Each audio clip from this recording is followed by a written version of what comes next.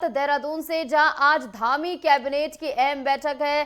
CM Dhami की अध्यक्षता में ये बैठक होगी। 1.5 दर्जन से अधिक प्रस्ताव आ सकते हैं इस बैठक के दौरान। बेहद अहम ये बैठक होने वाली है। प्रस्ताव काफी अहम इसमें पेश किए जा सकते हैं। 1.5 दर्जन से अधिक प्रस्ताव आ सकते हैं। बताया जा रहा है कई विभागों से संबंधित प्रस्ताव इस बैठक के दौरान रखे जा सकते हैं। दोपहर 1 बजे सचिवालय में ये बैठक शुरू होगी।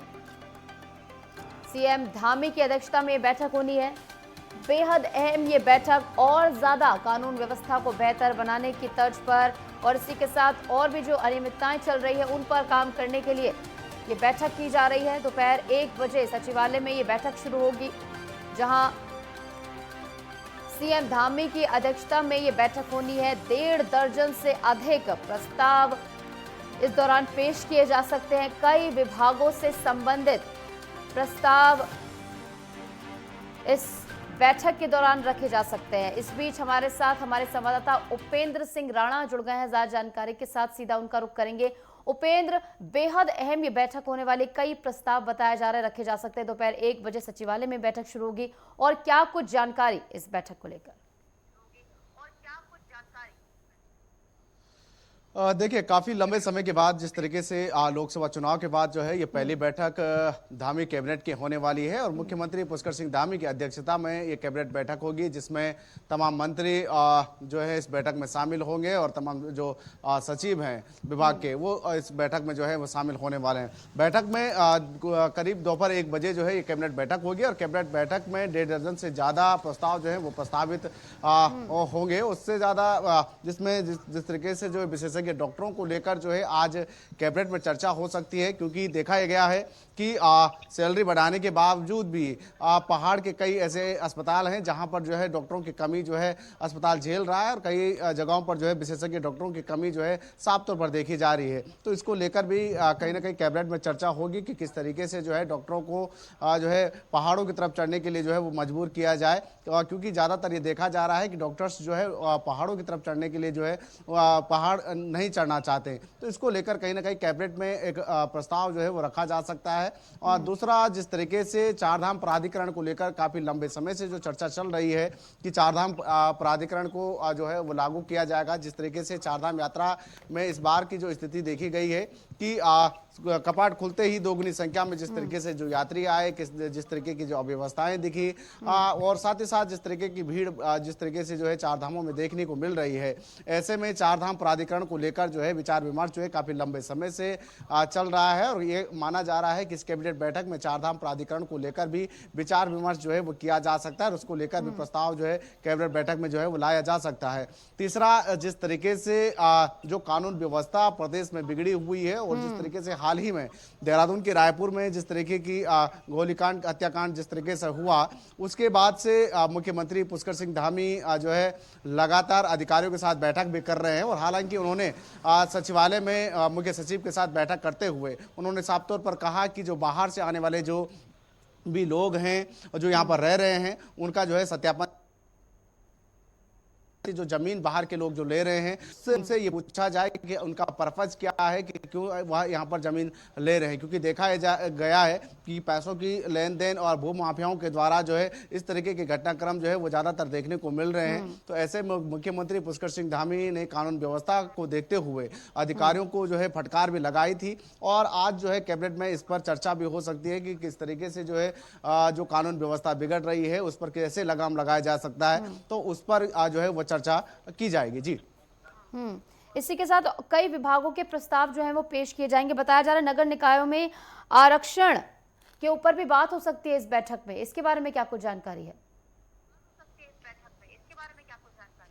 देखिए, बिल्कुल, क्योंकि नगर निकाय के आरक्षण को लेकर जिस तरीके से भाजपा की ओर से भी एक कमेटी बनाई गई है और कमेटी में ये कहा गया है कि जो आरक्षण के साथ साथ जो नगर निकाय में ये देखा गया है कि कई ऐसे निकाय हैं जहां पर ज़्यादातर जो है वार्ड जो है वो बताए जा रहे हैं, तो उन वार्डों में जो है एक बराबरी लाने को लेकर भी ये जो है आरक्षण को लेकर जो है वो चर्चा की जा सकती है। साथ ही जिस तरीके से परिसीमन को लेकर एक बड़ी चर्चा जो है कहीं ना कहीं निकाय में जो की जा रही है उसको लेकर जो कमेटी बनाई भी गई है और कांग्रेस भी इस बात को जो है जिस तरीके से उठा रही थी कि परिसीमन जो है वो सरकार चाहती है। और साथ ही साथ जो मलिन बस्तियों का जो जिस तरीके से जो एनजीटी की ओर से जो रिपोर्ट आई थी, उसके बाद कोर्ट के आदेश के बाद मलिन बस्तियों को तोड़ा जा रहा है 2016 के बाद, उसको लेकर भी कहीं ना कहीं कैबिनेट में आज चर्चा हो सकती है। और उस पर ये कहा जा सकता है कि किस तरीके से जो निकाय के जो परिसीमन है उसको किस तरीके से करना है, क्योंकि बताया जा रहा है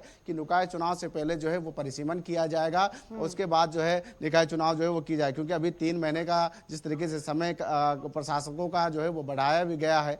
उसके बाद जो मलिन बस्तियों का जिस तरीके से 2016 के बाद के जो मलिन बस्ती जो देहरादून में बसे हैं उनको तोड़ने का काम भी किया जा रहा है। और उसमें कई सारे ऐसे भी लोग हैं जो काफी लंबे समय से जो हालांकि जो है उन मलिन बस्तियों में रह रहे हैं, लेकिन उनके पास जिस तरीके से जो है ना तो बिजली का बिल है, एक प्रूफ नहीं है कि 2016 से पहले से रह रहे या 2016 के बाद, तो उन पर भी कहीं ना कहीं कसमकस बनी हुई है। तमाम जो विधायक हैं, स्थानीय विधायक, वो कई बार जो है मुख्यमंत्री से मुलाकात जो इस बात को लेकर जो है वो कर चुके हैं। तो ऐसे में इस पर कैबिनेट पर भी चर्चा जो है वो आज हो सकती है। और अब लगभग 3 महीने बाद ये बैठक हो रही है, क्योंकि आचार संहिता से पहले बैठक हुई थी, उसके बाद सीधा आज ये बैठक होने वाली है। अगर बात की जाए महिला सशक्तिकरण की, तो महिलाओं से जुड़े क्या कुछ प्रस्ताव इस बैठक में पेश किए जा सकते हैं?